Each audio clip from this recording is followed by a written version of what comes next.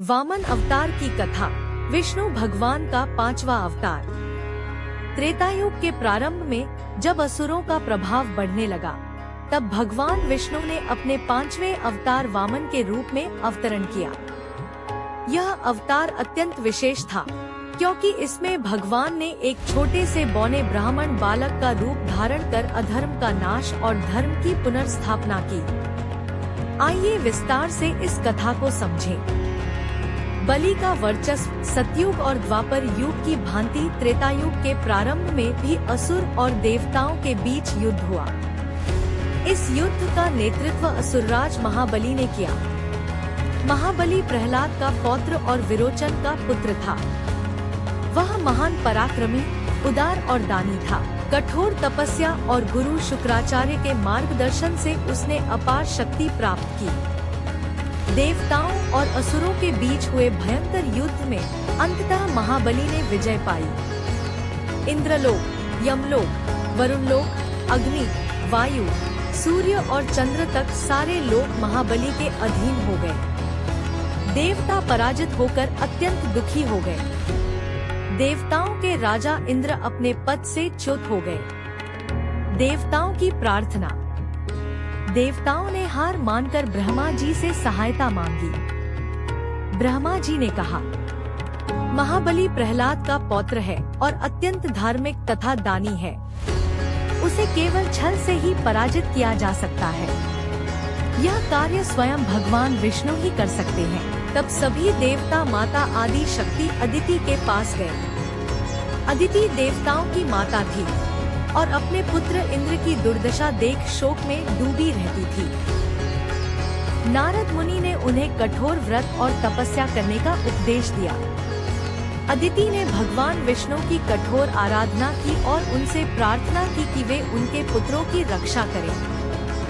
भगवान विष्णु उनकी भक्ति से प्रसन्न हुए और बोले, हे देवी, मैं तुम्हारे गर्भ से पुत्र रूप में जन्म लेकर देवताओं का उद्धार करूंगा। वामन का जन्म समय आने पर अदिति ने एक बौने बालक को जन्म दिया। उसका रंग अत्यंत तेजस्वी और शरीर दिव्य आभा से युक्त था। यह बालक कोई और नहीं, स्वयं विष्णु भगवान थे। वामन अवतार। वामन ब्राह्मण बालक के रूप में वेद, शास्त्र और वेदांगों में निपुण हुए।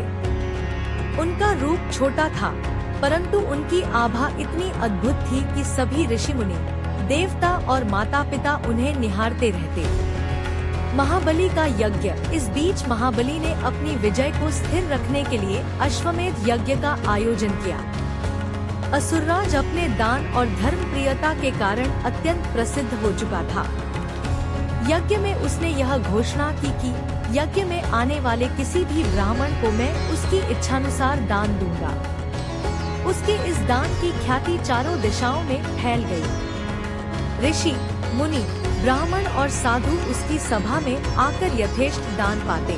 वामन का आगमन। इसी समय वामन रूपी भगवान विष्णु हाथ में कमंडलू और दंड लिए जटाजूट धारण किए महाबली की सभा में पहुँचे। उनका रूप अत्यंत आकर्षक और तेजस्वी था। उन्हें देखकर सभा में उपस्थित सभी लोग मंत्रमुग्ध हो गए।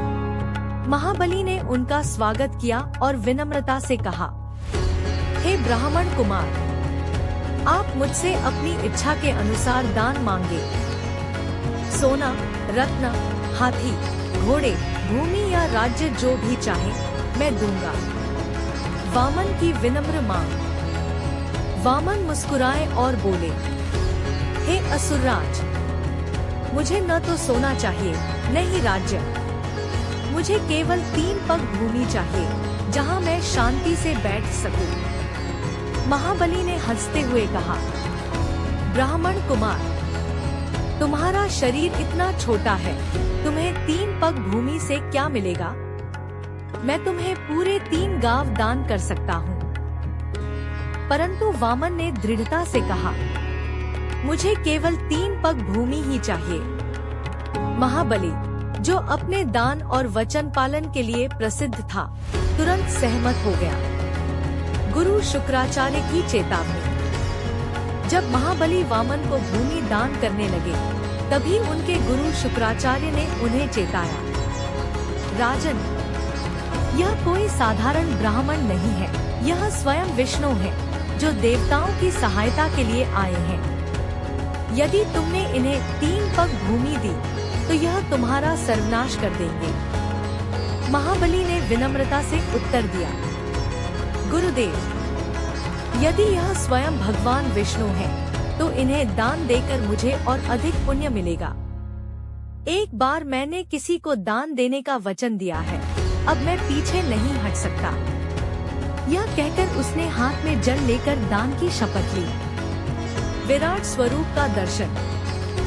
जो ही महाबली ने 3 पग भूमि दान की, वामन ने अपना विराट रूप धारण कर लिया।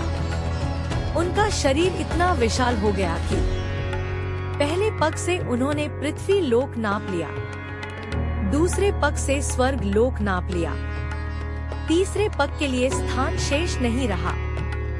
तब भगवान ने महाबली से कहा, राजन, मैंने 2 पगों में संपूर्ण सृष्टि नाप ली, तीसरा पग रखने के लिए मुझे स्थान दो।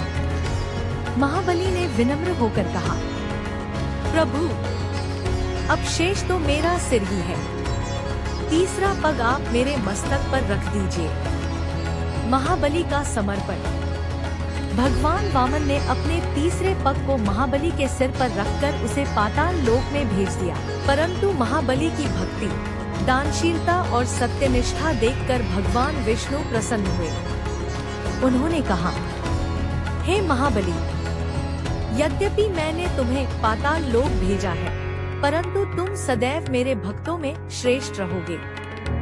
तुम्हें मृत्यु नहीं मिलेगी और प्रतिवर्ष बलि अमावस्या के दिन तुम्हें पृथ्वी पर आने का अधिकार रहेगा। तुम्हारा नाम युगों युगों तक धर्म, दान और भक्ति के प्रतीक के रूप में लिया जाएगा। कथा का उपसंहार। इस प्रकार वामन अवतार में भगवान विष्णु ने एक छोटे से बौने रूप में प्रकट होकर असुरराज महाबली का अभिमान तोड़ा और देवताओं को उनका अधिकार लौटाया। इस कथा से हमें यह शिक्षा मिलती है कि अत्यधिक शक्ति और साम्राज्य भी यदि अधर्म के मार्ग पर चले तो अंततः विनाश निश्चित है। सच्चा दानी और भक्त वही है जो विपरीत परिस्थिति में भी अपने वचन पर अडिग रहे। भगवान सदैव अपने भक्तों की रक्षा करते हैं और धर्म की स्थापना के लिए समय समय पर अवतार लेते हैं।